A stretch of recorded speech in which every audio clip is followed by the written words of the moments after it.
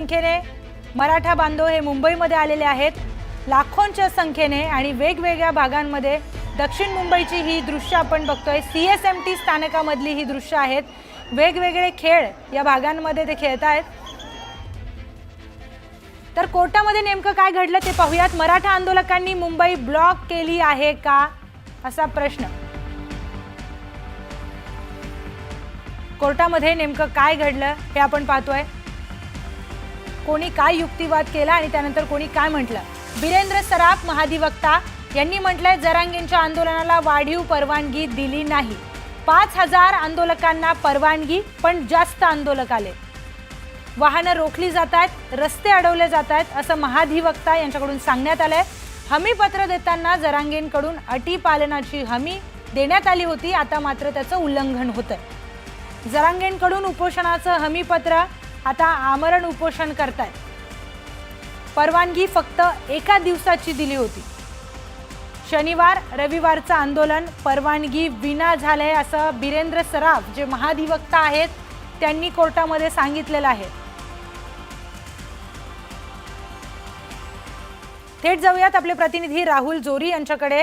राहुल, बऱ्याच गोष्टी आज मुंबई उच्च न्यायालयामध्ये घडलेल्या आहेत। अनेक युक्तिवाद आपण पाहिले। आता नेमकं कोर्टामध्ये महाधिवक्तांनी काय म्हटलंय हे आपण पाहिलं। सविस्तर सांग। अगदी एकंदरीत बघितलं तर मनोज जरांगे यांचे वकील श्रीराम पिंगळे यांनी ज्या पद्धतीनं कोर्टात मागणी केली की 2 स्टेडियम बेब्रॉन स्टेडियम आणि वानखेडे स्टेडियम हे आंदोलकांसाठी खुलं केलं जावं, मात्र या मागणीला विरोध करतानाच हायकोर्टाकडून जरांगे यांना सुनावण्यात आलेला आहे। जर तुम्ही आधीच्या आंदोलनाला ज्या पद्धतीने आम्ही परवानगी दिल्या होत्या त्यापैकी एकही परवानगी जर नीटपणे पाळली नसेल तर तुम्ही पुढच्या मागण्या करूच कशा काय शकता। इतकंच नाही तर ज्या पद्धतीनं आझाद मैदान या ठिकाणी तुम्हाला आंदोलनाचं स्थळ सांगितलं होतं तरी देखील तुमचे समर्थक रस्त्यावर कबड्डी खेळतात, उद्या जर क्रिकेट खेळायला लागले तर याची जबाबदारी तुम्ही घेणार का। इतकंच नाही तर तुमच्या नियंत्रणात हा पूर्ण जमाव नसल्याचं मत या निमित्तानं हायकोर्टानं नोंदवलंय आणि जर उद्या काही यातून रस्ता बंद करणे असतील ह्या सगळ्या गोष्टी झाल्या तर याची जबाबदारी तुम्ही घ्याल का, अशाच पद्धतीनं थेट विचारणा जी आहे ते मनोज जरांगे यांच्या वकिलांना हायकोर्टाकडून झाली। एकंदरीत बघितलं तर आतापर्यंत ज्या गोष्टी घडतायत सर्वात महत्वाचं म्हणजे गुणरत्न सदावर्ते यांनी ही याचिका जी केली होती त्यांनी थेटपणे हायकोर्टामध्ये जरांगे यांच्या समर्थकांमधून देशी दारूच्या बाटल्या आणत असल्याचा धक्कादायक खुलासा जो आहे तो न्यायालयात केलाय। हा दावा करत असताना याबद्दलचे पुरावे देखील आपण हायकोर्टाला देऊ शकतो असं देखील त्यांनी सांगितलं। तर दुसऱ्या बाजूला ज्या पद्धतीनं CST marine drive, flora fountain, मंत्रालय, ओव्हल मैदान या सोबतच इतर बाजूला आंदोलक जे गोळा आहेत त्यांना हटवण्यासाठी राज्य सरकारनं थेटपणे निर्देश जे आहे राज्य सरकारला थेटपणे निर्देश जे आहेत उच्च न्यायालयाने दिलेले आहेत। आणि त्यामुळं ज्या पद्धतीने आपण बघतोय की CSTचा परिसर असेल, आजूबाजूला मंत्रालयाचा परिसर असेल, मोठ्या संख्येनं आंदोलक जे इकडे तिकडे फिरत होते, एक वेगवेगळ्या शोरूम्स मध्ये ते बसले होते, ATM वर त्यांनी AC थंडाव्यासाठी आश्रय घेतला होता, ही सगळी ठिकाणं आता पूर्णपणे क्लिअर करण्याचे आदेश जे आहेत ते उच्च न्यायालयानं राज्य सरकारला दिलेले आहेत। आणि एकंदरीत बघितलं ते या सगळ्या गोष्टींवर एक मोठा सेटबॅक, एक मोठा फटका आंदोलकांना म्हणावा लागेल। कारण ज्या पद्धतीनं CST स्टेशन असेल, हायकोर्ट असेल या भागामध्ये आंदोलक रस्त्यांवर गाड्या अडवत होते, त्यांना रस्ता बंदच सांगत होते, टॅक्सीवाल्यांना विरोध करत होते, या सगळ्यांवर स्पष्टपणे नाराजी दर्शवत आता इथली प्रत्येक गर्दी जी आहे ती तात्काळ रिकामी करा असे स्पष्ट निर्देश राज्य सरकारला देण्यात आलेले आहेत। त्यामुळे आता इथून पुढे कारवाई कशी होते आणि या सगळ्यांमध्येच ज्या पद्धतीनं आतापर्यंत कुठेही पोलीस बळाचा वापर झाला नव्हता, पोलिसांनी कुठल्याही पद्धतीने आंदोलकांना त्रास दिला नव्हता असा दावा हा हायकोर्टात झाल्याने त्यामुळे आता इथून पुढे नेमकं मुंबई पोलीस असेल, महाराष्ट्र शासन असेल या सगळ्या आंदोलकांना हटवण्यासाठी कशी पावलं उचलतंय हे देखील पाहावं लागेल।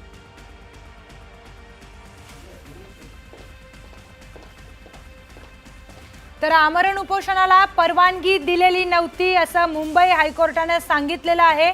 त्याचबरोबर परवानगी वाढवली होती। आंदोलकांच्या वकिलांनी हा दावा केलेला आहे। मनोज जरांगे पाटील यांचे जे वकील आहेत त्यांनी हा दावा केलाय। 5000पेक्षा जास्त लोक नको, ती आयोजकांची जबाबदारी आहे असं कोर्टात सांगण्यात आलेलं आहे। कोर्टाकडून आदेशाचं वाचन सुरू आहे आणि याच वाचनामध्ये कोर्टाच्या या सगळ्या सुनावणीमध्ये अनेक युक्तिवाद करण्यात आलेले आहेत।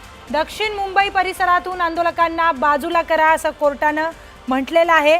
CSMT परिसर असेल, मरीन ड्राईव्ह असेल, फ्लोरा फाउंटन, मंत्रालय, ओव्हल मैदान या सगळ्या परिसरामधून आंदोलकांना बाजूला करा असं मुंबई उच्च न्यायालयाने म्हटलेलं आहे। तर परवानगी फक्त एका दिवसाची दिली होती असं महाधिवक्ता यांच्याकडून सांगण्यात आलेलं आहे।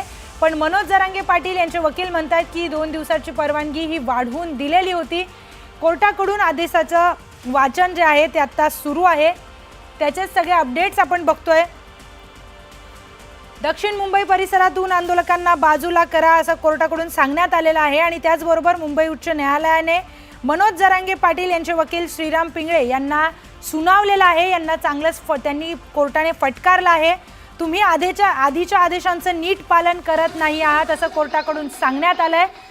त्यामुळे जे 2 पैकी 1 स्टेडियमची मागणी ही वकिलांकडून करण्यात आली होती त्याबद्दल देखील मुंबई हायकोर्टाने त्यांना सुनावलेलं आहे। काही दृश्य आपण बघतोय, या पुढचं बातमीपत्र जे आहे ते तुम्ही पाहणार आहात माझ्या सहकारी फरा यांच्यासह।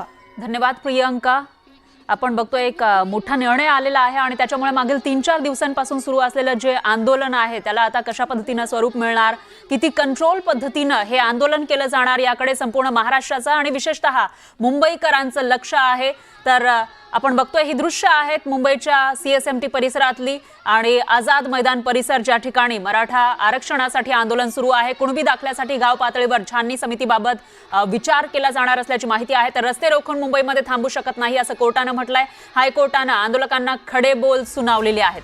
तर CM मराठा नाही म्हणून आंदोलन केलं जाते असा दावा सदावर्ते यांनी केलेला आहे। मुंबई हायकोर्टामध्ये जोरदार युक्तिवाद झाला आणि त्यानंतर आंदोलन हाताबाहेर गेल्याचं हायकोर्टानं म्हटलेलं आहे आणि त्याचबरोबर आंदोलकांना खडसावलेलं सुद्धा आहे।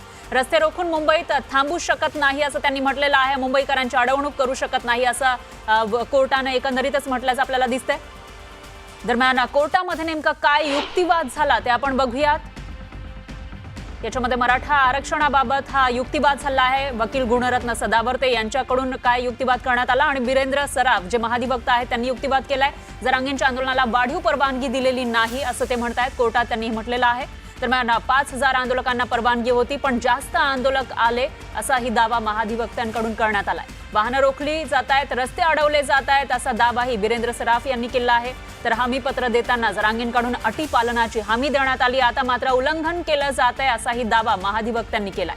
जरांगेंकडून उपोषणाचं हमीपत्र आता आमरण उपोषण करतायत असं सुद्धा महाधिवक्ता यांनी म्हटलेलं आहे। परवानगी फक्त एका दिवसाची दिली होती असंही महाधिवक्त्यांनी कोर्टामध्ये युक्तिवाद केलाय। शनिवार रविवारचं आंदोलन परवानगी विना झाल्याचा युक्तिवाद सुद्धा महाधिवक्त्यांकडून करण्यात आला आहे। कोर्टामध्ये नेमकं काय काय घडलं याचा जो आढावा आहे तो आपण या ठिकाणी घेतोय। बिरेंद्र सराफ महाधिवक्ता यांनी ही बाजू मांडलेली आहे आपली आणि त्यानंतर हायकोर्टाने नेमकं काय म्हटलंय ते आपण बघतोय। मराठा आंदोलकांनी मुंबई ब्लॉक केली आहे का असा सवाल न्यायमूर्तींनी विचारलेला होता।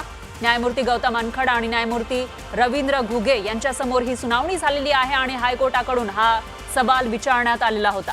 मराठा आंदोलकांनी संपूर्ण CSMT परिसर ब्लॉक केला असा युक्तिवाद वकील गुणरत्न सदावर्ते यांनी केलेला आहे। तर जेव्हा न्यायमूर्तींनी सवाल विचारला होता, कोर्टाने सवाल विचारला होता, त्याच्यानंतर वकील गुणरत्न सदावर्ते यांनी हा युक्तिवाद केलाय। मराठा आंदोलकांनी संपूर्ण CSMT परिसर ब्लॉक केल्याचा युक्तिवाद गुणरत्न सदावर्ते यांच्याकडून करण्यात आला आहे आणि त्यानंतर न्यायालयानं नेमकं काय म्हटलंय तेही आपण बघतोय। हमीपत्रावरील सही जरांगेंचीच आहे का असाही सवाल न्यायालयानं विचारलेला आहे।